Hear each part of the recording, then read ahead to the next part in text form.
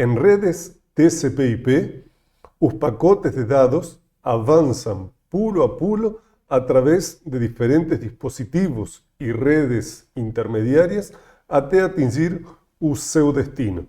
Em cada ponto da rede, o protocolo IP é o responsável por determinar qual o próximo pulo, qual o caminho que o pacote deve seguir.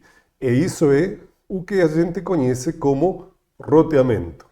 Eu sou o professor Sérgio Villarreal e neste vídeo vou explicar o básico do roteamento, incluindo o conceito de roteamento, tabelas de roteamento e a configuração das tabelas de roteamento.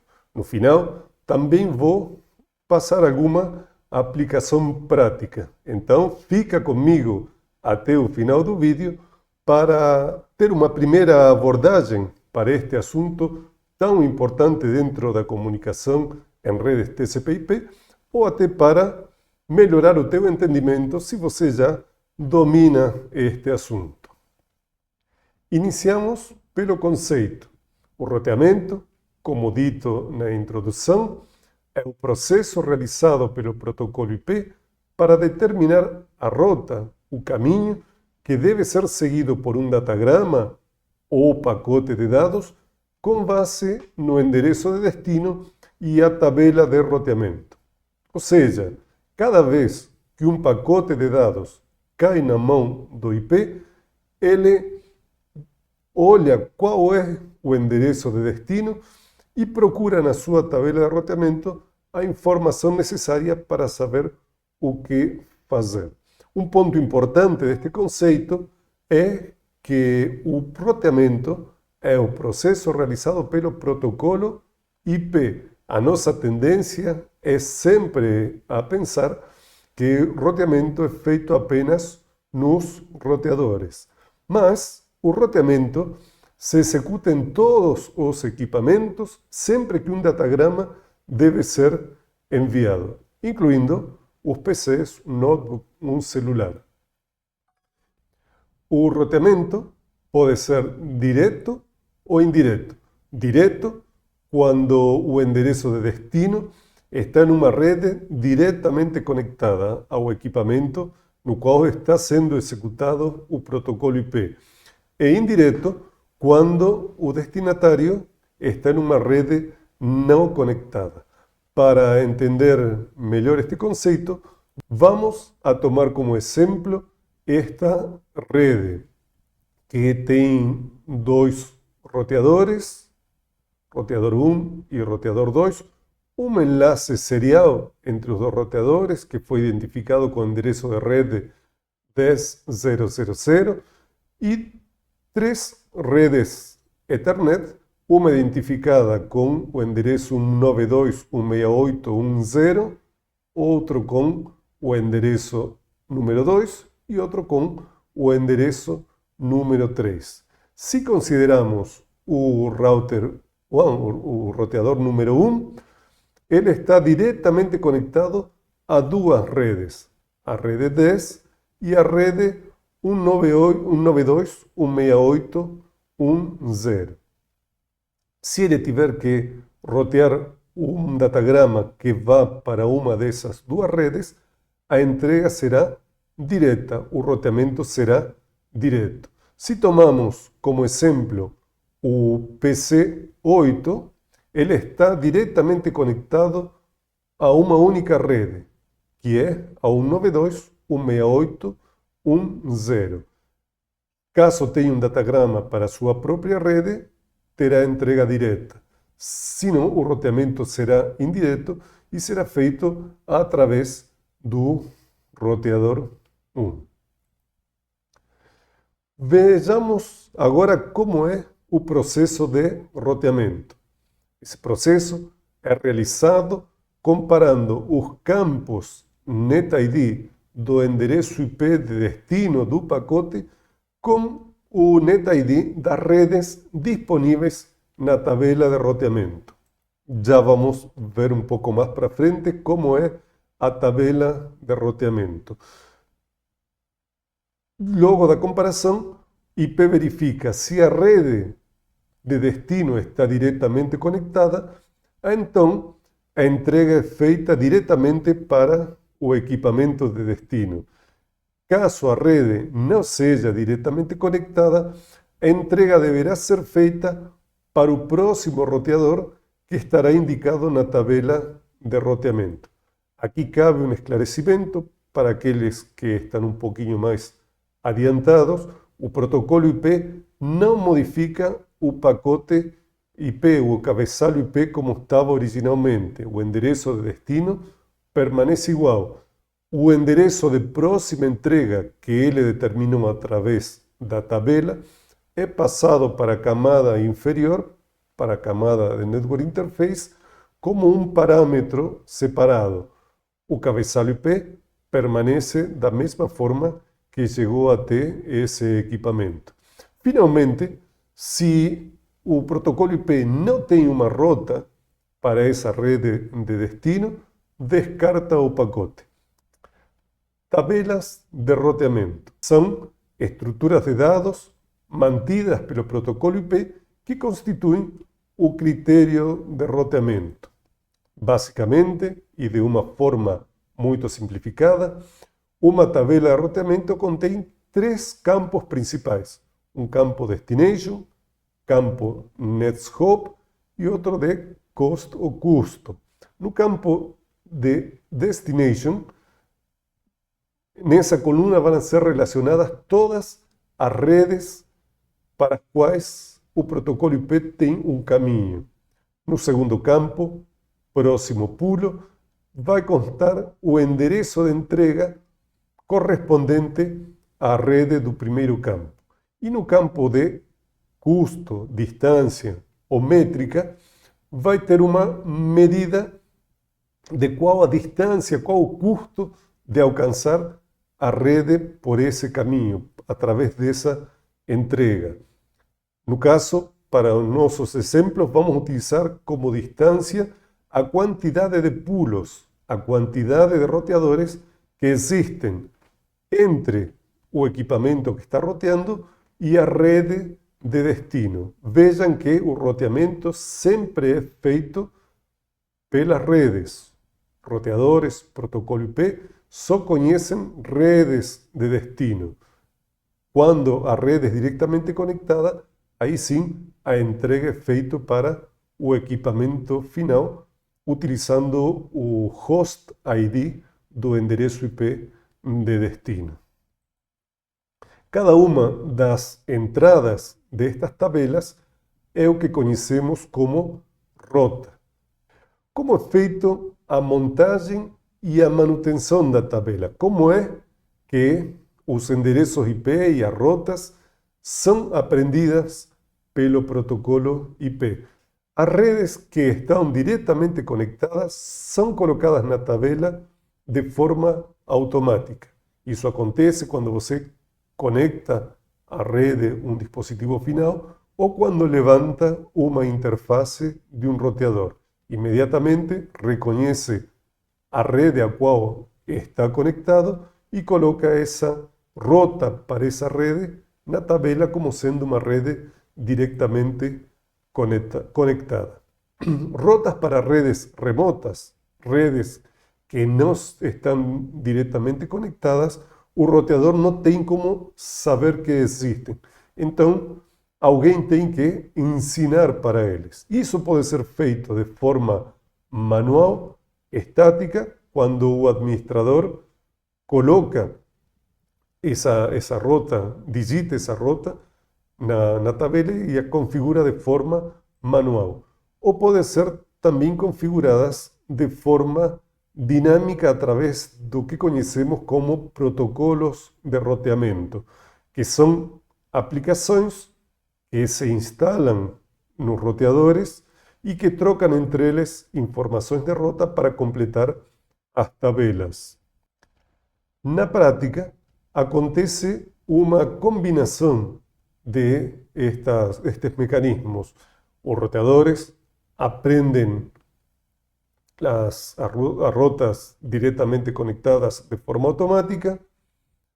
Algumas rotas são configuradas de forma estática, como por exemplo a rota padrão, que já vamos a comentar, e outras configuradas através dos protocolos de roteamento, rota padrão e default gateway. É uma boa prática em cada rede definir um roteador pelo qual vai ser encaminhado todo o tráfego destinado a redes desconhecidas. Desta forma, se diminui o tamanho das tabelas e se viabiliza a configuração das redes. A rota de último recurso, ou rota padrão, é a forma de indicar na tabela de roteamento quem é o gateway default ou default gateway. No caso, no processo de roteamento, se o protocolo IP não encontra uma rota mais específica, encaminha o datagrama para o default gateway indicado na rota padrão.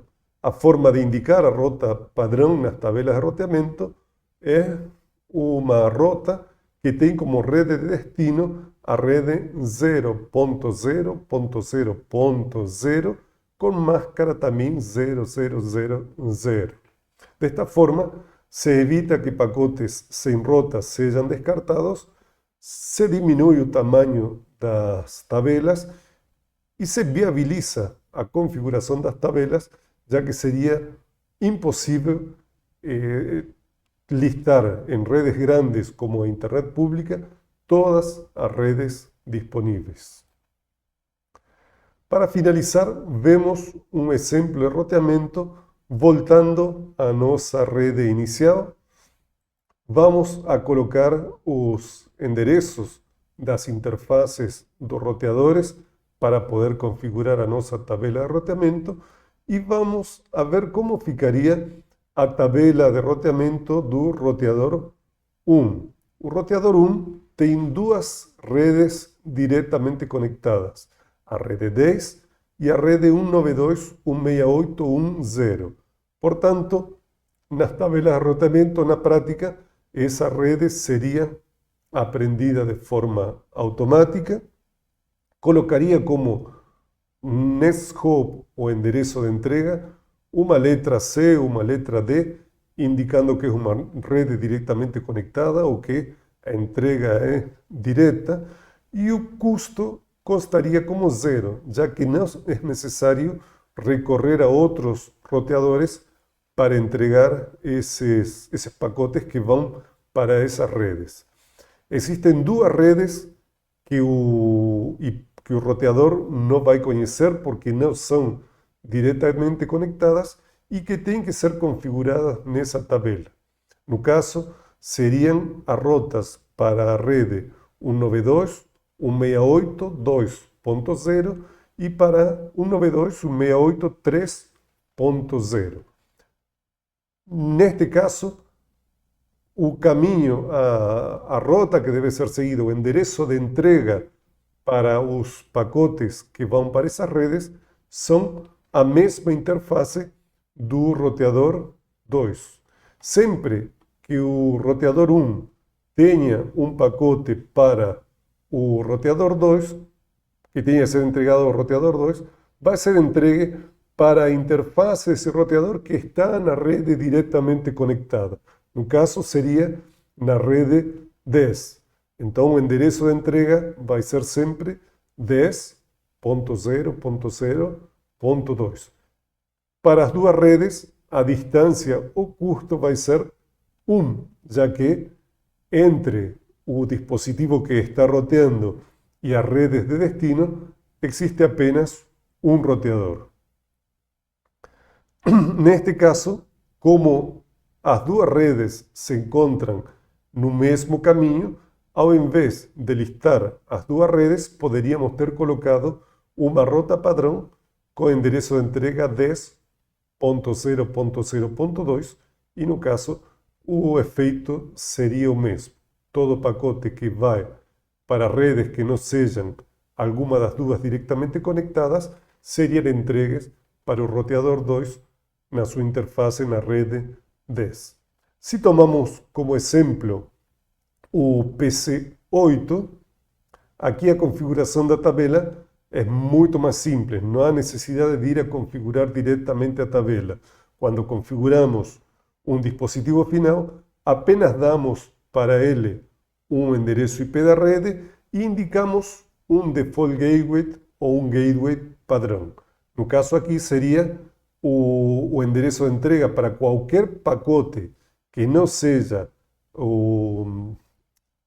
da rede diretamente conectada, que tenha como destino uma rede diferente da rede 192, 168, 1.0, deveria ser entregue para essa interface do roteador, que é o default gateway dessa rede, e vai ser entregue no endereço número 1, que por padrão, por boa prática, sempre que possível, colocamos o primeiro endereço da rede para o default gateway, para o roteador de último recurso. E para encerrar a nossa conversa, como sei que muitos ainda podem estar um pouco desconfiados com relação à possibilidade de que exista também roteamento nos PCs, vou abrir uma janela de comando aqui no meu computador e vou aplicar o comando ipconfig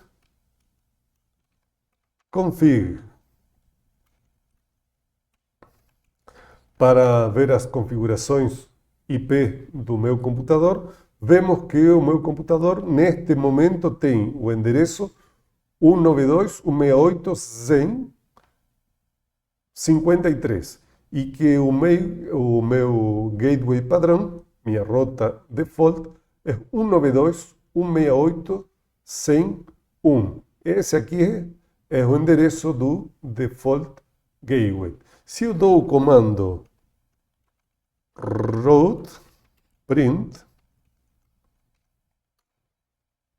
vemos o Windows me mostra as tabelas de roteamento IPv6 e a tabela de roteamento IPv4.